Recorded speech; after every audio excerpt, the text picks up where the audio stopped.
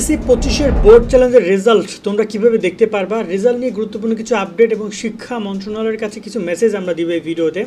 আমি প্রথমে শিক্ষা মন্ত্রণালয়কে বলবো, দয়া করে এসএসসি 25-এর শিক্ষার্থীদের সাথে আপনারা এটা করেন না।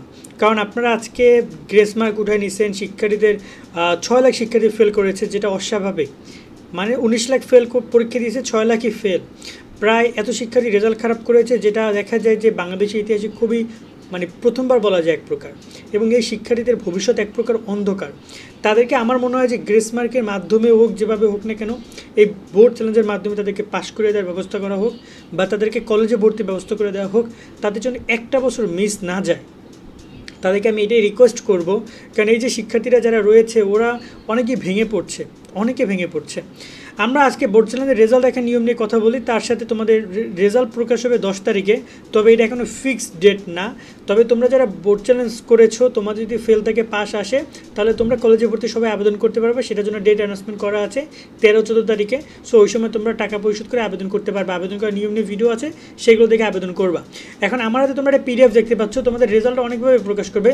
তার মধ্যে ফার্স্ট অফ অল তোমাদেরকে এই পিডিএফ আকারে প্রকাশ করবে, যেখানে লেখা থাকবে যে তোমাদের রেজাল্টের যে যাদের রেজাল্ট চেঞ্জ রেজাল্ট অনলি, অর্থাৎ যাদের রেজাল্ট পরিবর্তন হয়েছে তাদের।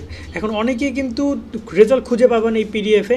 সেক্ষেত্রে পিডিএফ কীভাবে পাবা, কই থেকে খুঁজবে, সেটা তোমাদেরকে বলছি। এছাড়া আরও বেশ কয়েকটা উপায়ের মাধ্যমে তোমরা রেজাল্ট দেখতে পারবা। দেখো, নিয়মগুলো অনেক বোর্ড অনেক নতুন নতুন নিয়ম প্রকাশ করে। সেক্ষেত্রে রেজাল্ট যখন প্রকাশ করবে, তখন তোমাদেরকে আমরা লাইভে এসে রেজাল্ট দেখে দেবো ইনশাল্লাহ। তোমরা আমাদের সাথে যুক্ত থাকো, আমাদেরকে বলো লাইভে আসবো কিনা। তোমরা যদি কমেন্ট করো লাইভে আসার কথা, তাহলে আমরা ইউটিউবে লাইভে আসবো এবং ফেসবুকে আমরা যুক্ত থাকবো, যেখানে তোমাদেরকে লাইভে রেজাল্টটা দেখে দিব। তোমাদের রোল নাম্বার দিবে, আমরা চেষ্টা করবো তোমাদের রেজাল্ট চেঞ্জ হয়েছে কিনা সেটা দেখে দেওয়ার জন্য। যারা আমাদের চ্যানেল এখনও সাবস্ক্রাইব করো না, সাবস্ক্রাইব করে রাখো। কারণ শুধু তোমাদের এইখানে আপডেটগুলো না, সামনে তোমাদের কলেজ ভর্তি বা তোমরা যদি 25-26-এ পরীক্ষা দাও, সব ইনফরমেশন তোমরা শোভন ভাইয়ের কাছ থেকে পাবে। আমাদের সাথে যুক্ত থাকবা। তোমরা অনেকেই জিজ্ঞেস করো যে ভাই, আমরা যারা 25-এ ফেল করছি, আমরা 26-এ কেমনে পরীক্ষা দিব। এক্ষেত্রে নিয়ম নিয়ে আমাদের ভিডিও করা চাইলে সেটা দেখে নিও। আর ফেসবুকে যারা দেখছো, ভিডিওটি শেয়ার করে দাও। আর অবশ্যই কমেন্টে জানাও লাইভে আসবো কিনা, এবং পেজটা ফলো দিয়ে রাখো।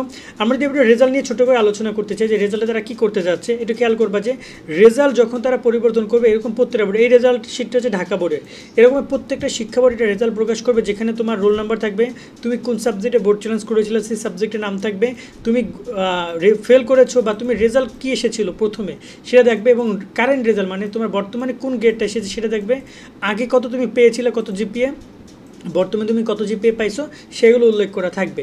এবং এই লিস্টটা অনেক বড় লিস্ট হয়, ঢাকা বোর্ডের শিক্ষার্থীরা সবচেয়ে বেশি অ্যাপ্লাই করে, বাকি বোর্ডগুলো কম বেশি করে। সো প্রত্যেকটা বোর্ডের ওয়েবসাইটে এই লিস্টটা প্রকাশ করবে। ফার্স্ট অফ অল এই লিস্টটা তোমরা খুঁজে নাও পেতে পারো বোর্ডের ওয়েবসাইট থেকে, বাট প্রত্যেকটা বোর্ডের নাম লিখে সার্চ করে, যেমন তুমি রাজশাহী বোর্ড দিচ্ছ, তাই লেখো তুমি রাজশাহী শিক্ষা বোর্ড, লিখে সার্চ করে দেখবে যে রাজশাহী শিক্ষা বোর্ডের ওয়েবসাইটই ফার্স্ট আসবে। সেখানে গিয়ে তুমি নোটিশ পোর্টালে তুমি এটা পেয়ে যাবা, বা যখন রেজাল্ট প্রকাশ করবে আমরাই তোমাদেরকে প্রত্যেকটা বোর্ডের রেজাল্ট আমাদের ওয়েবসাইটে তোমাদেরকে দিয়ে দিব, সেখান থেকে তোমরা দেখে নিতে পারবা। ক্লিয়ার?